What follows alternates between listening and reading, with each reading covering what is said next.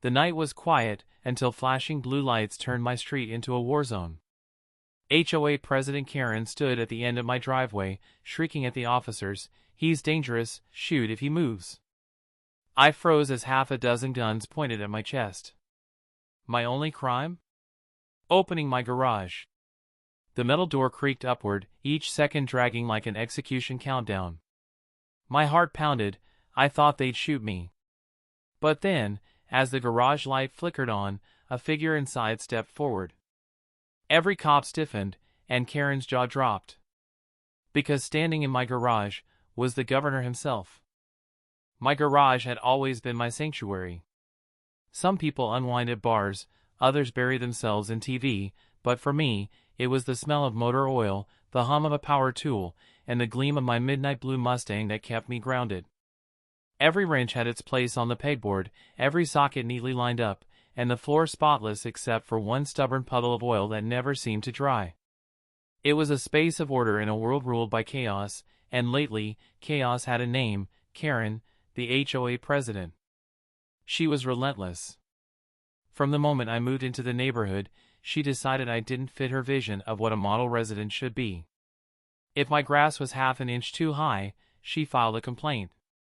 If my trash bin stayed on the curb 5 minutes past collection, I'd find a warning letter taped to my door. She thrived on control, and every ounce of it was aimed at me. Still, I tried to ignore her. Tonight, I was in my garage, wiping down the Mustang's hood and replaying old Motown on the radio. For a few minutes, the world outside disappeared. But as the minutes ticked past 9:30, a shadow lingered at the edge of my driveway. I didn't have to look twice.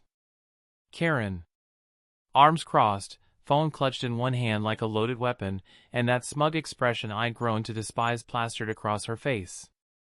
I pretended not to notice. I focused on tightening a bolt, humming to the music. But she wasn't going away.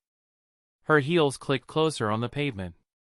Then, like clockwork, I heard her voice, sharp, dripping with authority she didn't actually have.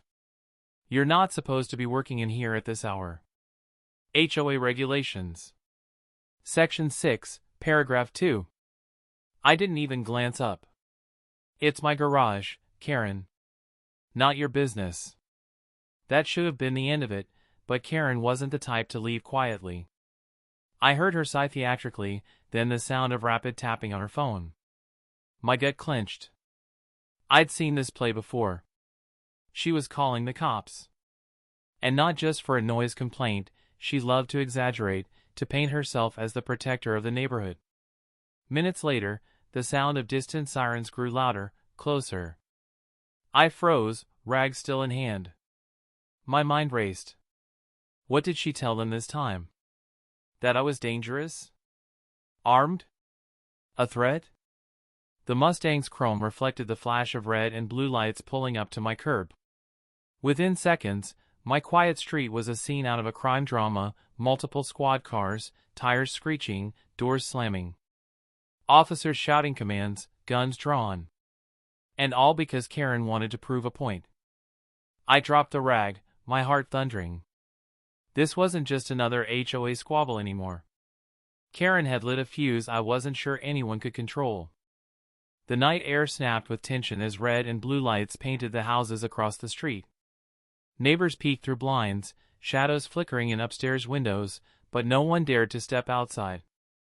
All eyes were on my driveway, where 6 uniformed officers fanned out with their guns raised. And there she was, Karen, standing at the curb like a director watching her masterpiece unfold. Her voice rang out, shrill but confident. "There he is! That's the man I told you about, he's dangerous. I saw him with a weapon in the garage." A weapon? My heart stopped. The only thing in my hands 5 minutes ago was a rag and a socket wrench. But I knew how this worked. In the heat of flashing lights and adrenaline, words like weapon and dangerous were all it took to transform me from a homeowner into a threat. "Hands up!" Step away from the vehicle, an officer barked, his gun trained squarely on my chest. Slowly, carefully, I raised my hands. My garage, my sanctuary, now felt like a trap. The open toolbox gleamed in the background, the Mustang's headlights catching the polished steel. To the officers, it probably looked like an armory. "I'm unarmed," I shouted. "I was just working on my car." But the commands kept coming. "Don't move! Stay where you are." Karen's smirk widened. She'd gotten exactly what she wanted, an entire police force treating me like a criminal. Her voice cut through the night again. "Check his garage. I told you, he's hiding something in there." The officers shifted, some moving closer to the opening door. My stomach twisted. I knew there was nothing illegal inside, but Karen had poisoned their minds. To them, this was a hunt. The creak of the garage door motor made the moment unbearable. It was still halfway up, the heavy metal groaning like it was stalling on purpose. Every inch upward felt like a countdown to disaster. Don't open that door!" I yelled instinctively. Too late. One officer yanked me backward by the arm, slamming me against the hood of a squad car. My chest rattled from the impact, the Mustang a blur behind me. The garage door lifted the rest of the way, flooding the space with cold light. And that's when it happened. Gasps cut through the chaos. The officers froze, guns half lowered, their eyes locked not on me, but on the figure standing in the shadows of my garage. It wasn't a thief. It wasn't a stash of weapons. It was a man in a dark suit, his face unmistakable even under the harsh light. The governor. He stood there, pale but composed, as if he'd been waiting for this exact moment. His eyes swept over the scene, the drawn guns, Karen's wide-eyed panic, me pinned against the squad car, and he said nothing. For a heartbeat, no one moved. Even Karen's mouth hung open, her planned performance unraveling right before her. She'd unleashed the cops on me, but instead they had stumbled into something far larger than any of us could have imagined. The silence felt louder than the sirens. Then, suddenly, the governor shifted. One quick step forward, his hands out as if to explain. And in that split second, the officers' fingers tightened around their triggers. The governor's polished shoes clicked against the concrete as he stepped into the open, hands lifted in a calm, deliberate gesture. His suit jacket shifted with the movement, and that tiny detail, just a flicker of fabric, set the officers on edge. To them, any sudden motion in a high-stakes standoff looked like danger. "Hold your fire," one officer barked, but his own voice shook as his finger hovered on the trigger. Karen, for the first time in her life, looked rattled. She stammered, her finger darting toward the governor as if trying to rewrite reality. What is he doing here?" That's the governor." The words hit like thunder. Even the neighbors, whispering behind their curtains, could feel the weight of it. The state's most powerful man wasn't in his mansion, wasn't in his office surrounded by aides and cameras. He was standing in my garage, in the middle of a false police raid triggered by a petty HOA vendetta. The lead officer's jaw tightened. He knew the implications. Cameras were already recording from their cruisers. If anything went wrong, it wouldn't just be my blood on their hands, it could spark a political wildfire. The governor's voice was low, steady, the kind of tone only men used to power could master. "There's been a mistake. Put the guns down." But Karen wasn't ready to lose control. She darted forward, waving her arms. "No! Don't listen to him. He's covering for this man, he's dangerous, I saw him." Her shrill voice cut through the night like nails on glass. And in that moment, something cracked. The fragile calm shattered. The governor raised a hand, maybe to silence her, maybe just to steady the chaos. But to the officers, keyed up on Karen's lies and adrenaline, it looked like a threat. Time slowed. One officer flinched. Another shouted, "Gun, he's reaching." And then, bang! The first shot exploded like a thunderclap, echoing through the cul-de-sac. Then another. And another. Muzzles flashed, the smell of gunpowder thick in the air. When the smoke cleared, the governor was on the ground, blood blooming across his crisp white shirt. His hand twitched once, then fell limp. The silence afterward was worse than the gunfire. Every officer stood frozen, their weapons still drawn but their faces pale. Karen stumbled backward, her mouth open but no sound coming out. For once, she didn't have a script. The realization sank in like ice water. The police hadn't just stormed the wrong garage. They had just shot the most powerful man in the state, right in front of me. And all because of Karen's lie. The governor's body hit the floor of my garage with a sickening thud, the sound echoing louder than the gunfire. For a moment, the world froze. Every breath seemed trapped in the cold night air, every eye locked on the spreading pool of red beneath him. The officers stood like statues, weapons trembling in their hands. None of them expected this, none of them could have expected this. They came here primed for a threat, ready to make an arrest, maybe even ready to fire on command. But now? They had just killed the most powerful man in the state. One officer whispered hoarsely, "Oh my God, it's the governor." Karen's face went pale. Her jaw worked as if she wanted to speak, but nothing came out. She staggered backward, nearly tripping over the curb. For once, her voice, the same voice that had weaponized neighborhood complaints and petty power, was silent. The lead officer finally broke the paralysis, his voice sharp but shaking. "Secure the scene. Nobody move." Two officers rushed forward, kneeling by the governor. One pressed his hands against the wound, blood seeping through his fingers almost instantly. The other fumbled with his radio, calling for paramedics, his words tumbling over each other in panic. I was still pinned against the squad car, my wrists aching under the officer's grip. I tried to speak, but my throat was tight, my voice strangled. You shot him. You just shot the governor." The officer holding me didn't reply. His eyes were glued to the scene, wide with disbelief. Karen finally found her voice, but it came out shrill and cracked. I didn't know he was in there. He must have been, conspiring with him, yes, that's it. This man, he lured the governor here. This is his fault." Her desperate attempt to redirect the blame only made the silence heavier. Even the cops, who moments ago had hung on her every word, weren't looking at me anymore. They were looking at her. At the woman who had set this whole disaster in motion. But then, one of the paramedics shouted from the radio. "ETA 10 minutes, keep pressure on the wound." 10 minutes. The governor didn't have 10 minutes. His breaths were shallow, ragged. His eyes fluttered, darting briefly toward me before slipping half shut. That look, just for an instant, wasn't anger. It wasn't blame. It was almost like recognition. And that terrified me more than the guns ever did. Because if the governor had come here willingly, if he had been hiding in my garage before this chaos unfolded, then why? What was he doing here? And what would happen when the world found out? The officers around him exchanged frantic glances. They all knew what this meant: careers destroyed, investigations launched, media frenzy. One of them muttered, "This is bigger than all of us." Karen, trembling now, shouted again, "Don't you see?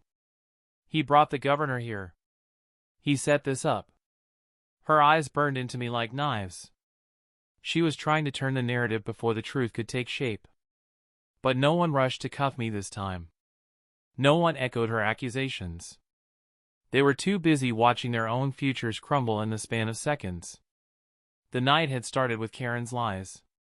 Now it was spiraling into something far darker: political scandal, cover-ups, maybe even the kind of conspiracy that swallows everyone in its path. And in the center of it all, was me. The governor's ragged breath slowed, his blood soaking the concrete like ink spreading on paper.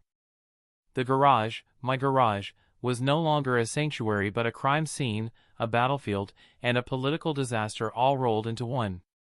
The officers circled in stunned silence, some still pointing their guns though their hands trembled. Others pressed harder on the governor's wound, their faces ghost white. No training manual had prepared them for this. Karen, though, refused to stop. Her voice rose in desperation, cracking with hysteria. "You all heard me. I told you he was dangerous. This man lured the governor here, he's behind it all. Arrest him.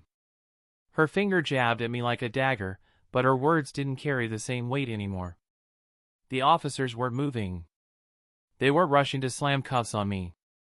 They were staring at her, and at each other, waiting for someone, anyone, to make sense of what just happened. "Shut up, Karen," one officer finally snapped. His voice cut through the chaos, sharp and bitter. It was the first time I had ever heard anyone in this neighborhood tell her no. She flinched, her mouth opening and closing like a fish pulled from water. The mask of authority she wore so proudly had cracked. The governor's body convulsed once, and every officer jolted as if struck by lightning. One of them shouted into the radio, "Where the hell are those medics? We're losing him!" My chest tightened. I wasn't sure if I wanted the governor to survive or not. His presence in my garage was still a mystery. Was he here to meet me? To expose something? Or had he stumbled into the wrong house at the wrong time? If he lived, I might get answers. If he died, all I'd get was blame. The lead officer finally turned toward me. His gun lowered, but his eyes burned with a mix of fear and suspicion. Why was he here? Tell me right now, what was the governor doing in your garage? I don't know, I shouted, voice cracking. I don't even know why he's here. I just opened the door, and he was standing there. The officer's jaw clenched. He wanted to believe me. He didn't want this mess any more than I did. But every second dragged us closer to a point of no return. Then Karen snapped. She lunged forward, grabbing the sleeve of an officer. "Don't just stand there, finish it. Arrest him before this all comes back on us." But instead of following her lead, the officer shoved her back. Hard. She stumbled, nearly falling onto the blood-stained concrete.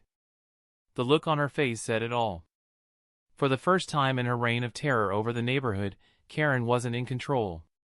She was exposed, powerless, and terrified.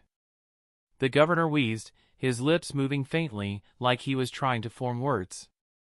The entire garage leaned in, the air heavy with dread. But before he could speak, his body went limp. And the silence that followed was absolute. The governor's final breath rattled out of him, then silence swallowed the garage. The officer stared down at his lifeless body, the blood pooling wider on my pristine concrete floor.